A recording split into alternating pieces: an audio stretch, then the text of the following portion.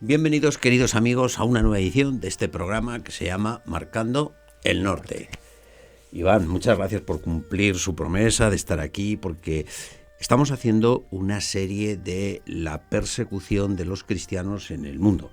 Y hemos visto ya pues todo el Mediterráneo, hemos visto a grandes retazos. Sí, claro, no se trata aquí de hacer una historia minuciosa.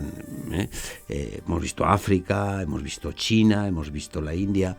Y nos queda un país el que yo tengo mucho interés, que es la zona de Siria e Irak, porque tuvimos aquí en este mismo programa a Raab Salam Naman, que es un hombre que procede de Mosul, la antigua Nínive, y nos contó que solo en su familia han eliminado a 65 personas. Sí. Y sus programas y el conocimiento que él tiene, porque él sabe idiomas, ha estudiado, o sea, conoce, es impresionante, pero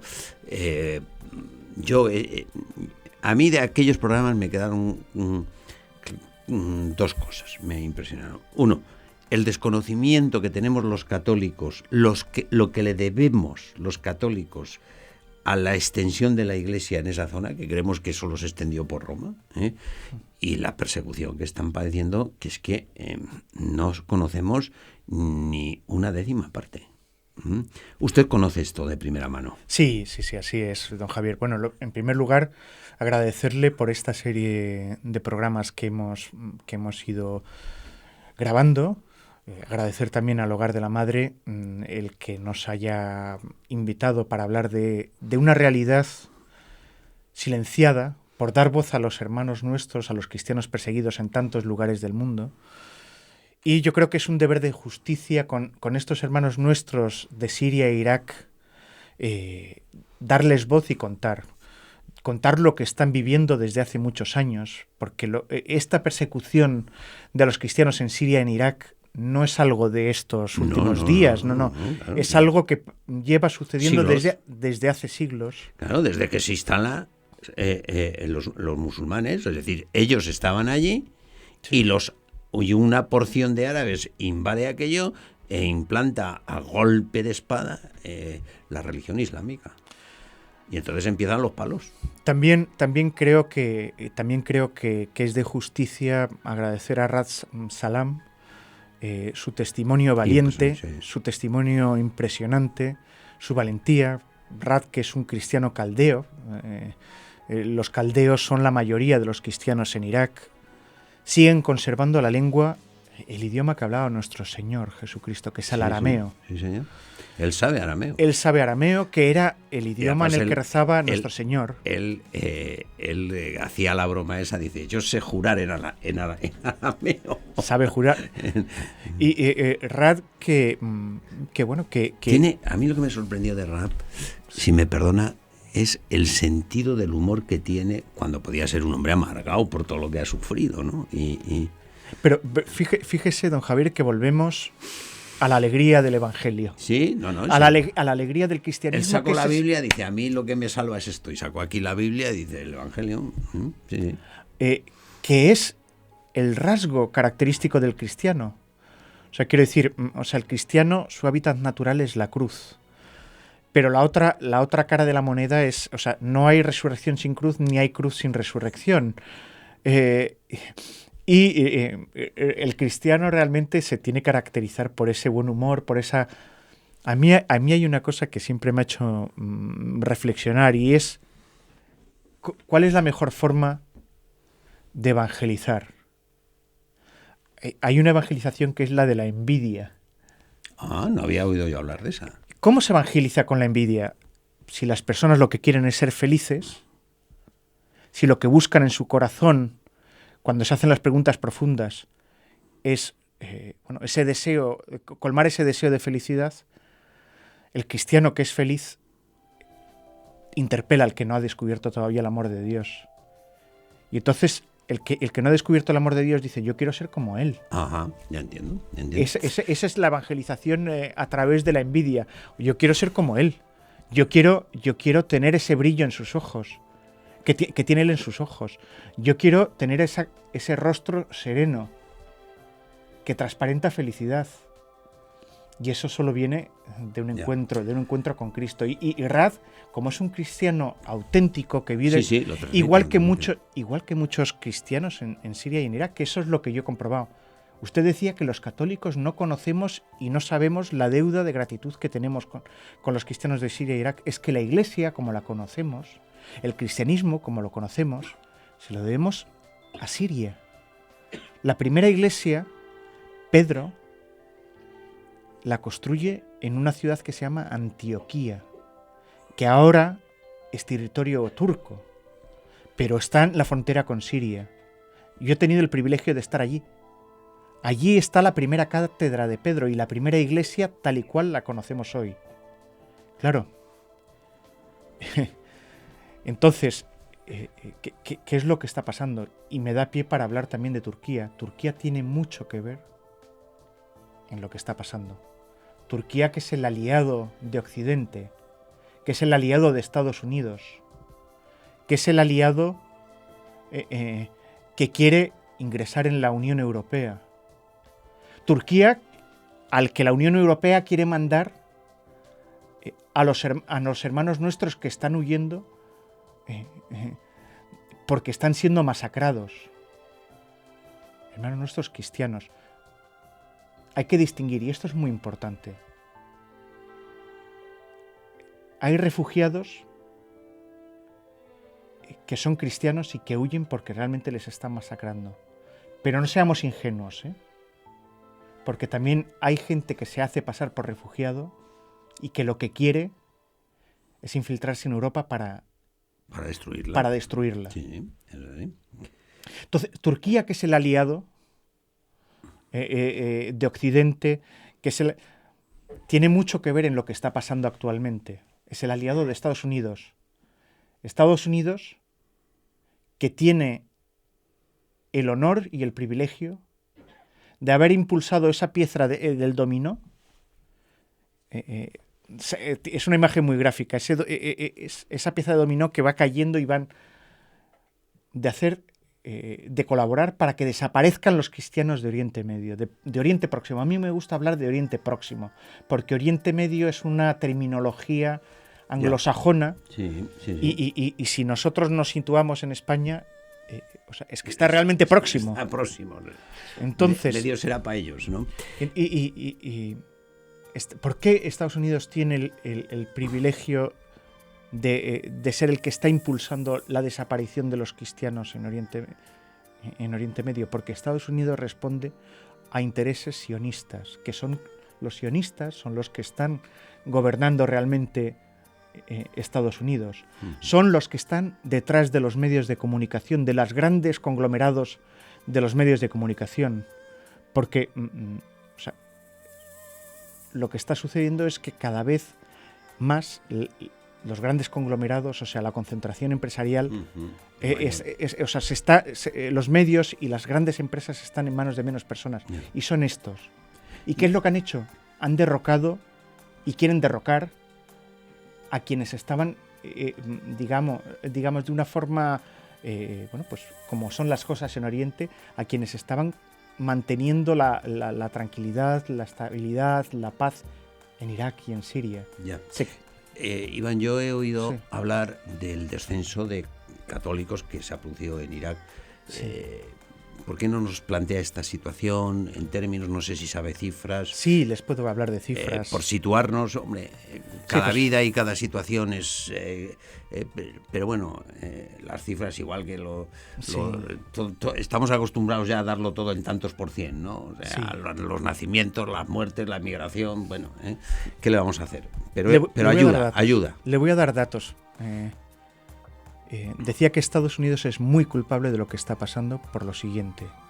En el 2003, con Saddam Hussein, que era un líder totalitario, pero un totalitarismo entendido con nuestra mirada occidental, porque no debemos olvidar que es distinta nuestra mirada occidental a la mirada oriental. Para los orientales, Saddam Hussein no era un dictador, porque están acostumbrados a una forma de vida distinta a la nuestra. En la época de Saddam Hussein, en el 2003, antes de que le derrocara a Estados Unidos, había 3 millones de cristianos. En Irak. En Irak. En la actualidad, en el 2016, quedan solo 200.000. De 3 millones hemos pasado a 200.000 en Irak. Así es. Cada día, 75 hermanos nuestros arreglan sus papeles para huir del país. Quieren que desaparezca el cristianismo de Oriente Medio. No, bueno, sí, ya prácticamente de 3 millones y además los 300.000 que dan. 3 millones a 200.000. Y los 200.000 no estarán precisamente en un lecho de rosas allí. Bueno, no. De hecho, con la llegada del llamado Estado Islámico, que a mí me gusta denominar como el grupo terrorista Daesh, que es el nombre que utilizan en árabe, es el acrónimo en árabe del Estado Islámico.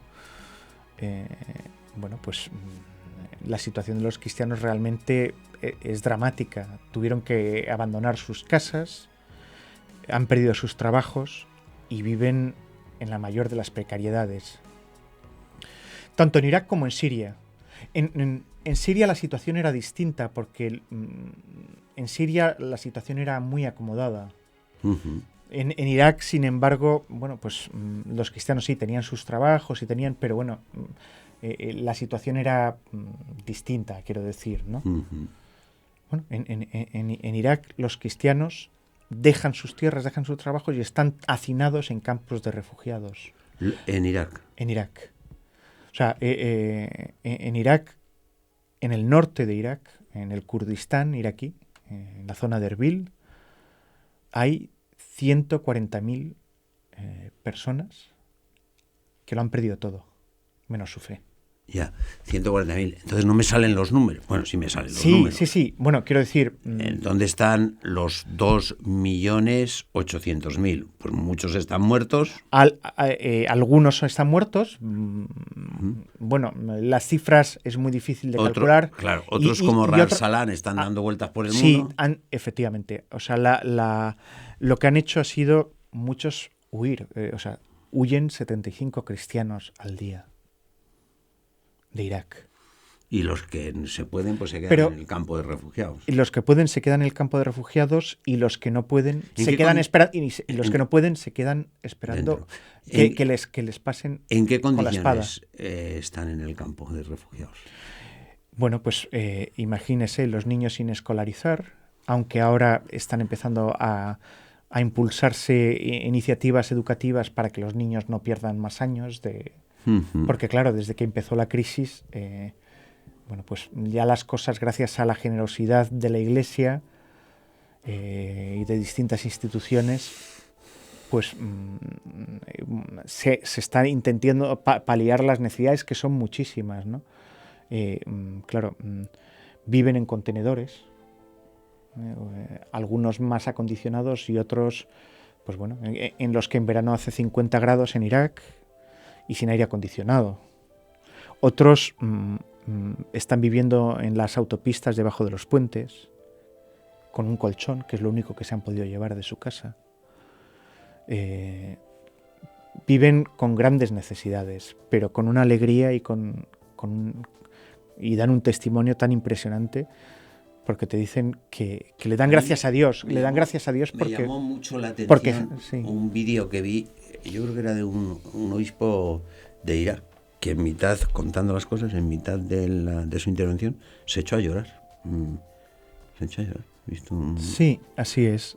Sí, porque realmente, quiero decir, imagínate, tú eres el obispo de un pueblo, de una porción del pueblo de Dios que te ha sido asignado.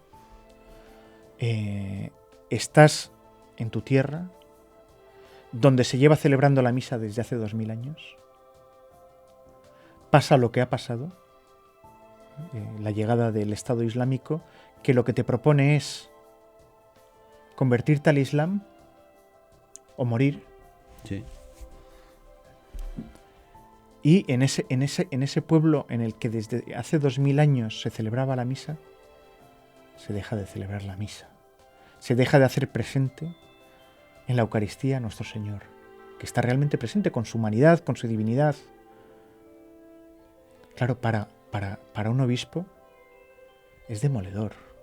O sea, dejar de hacer presente que desaparezca una diócesis, que desaparezca o sea, que tengas que dejar, pues eso, las iglesias, toda esa labor que se ha hecho de evangelización durante 2000 años, que se borre de un plumazo, es muy duro. Humanamente hablando, es muy duro. Es muy duro. Y además que se borra para instalarse la barbarie encima. Sí, para instalarse la barbarie. Y es que esa es otra, ¿no? Quiero decir, el patrimonio de la Iglesia que se ha perdido en estos lugares es incalculable. Y el bueno, patrimonio de la humanidad. Y el patrimonio de la humanidad. Nos han tirado para adelante con todo, vamos, o sea. Entonces, claro. Entonces, a mí me parece que es muy importante contar una cosa que me han dicho los propios cristianos de estos lugares. Ellos no querrían tener que abandonar su tierra, pero no les queda más remedio. Pero hay una realidad que es muy preocupante y que quiero aprovechar para decir y para contar. Adelante. Y es que estos hermanos nuestros, que viven con coherencia su fe y que se ven obligados a salir de su tierra, en la que están presentes y en la que viven, y es su tierra, y es su identidad, y es su cultura, en la que llevan viviendo desde hace 2000 años, antes de que llegaran esta gente. Sí, claro. Cuando salen a Occidente, tienen muchos problemas, porque ven que no es lo que ellos se imaginaban, porque Occidente ha apostatado. Y esto les crea muchísimos problemas para la educación de sus hijos. Claro. La secularización interna de la Iglesia les escandaliza. Claro. Yo dando la vida por estos y después resulta que voy al campo donde podría practicar y lo que ves es una Iglesia que está adormecida, una Iglesia que está acomodada, una Iglesia tibia. Tibia.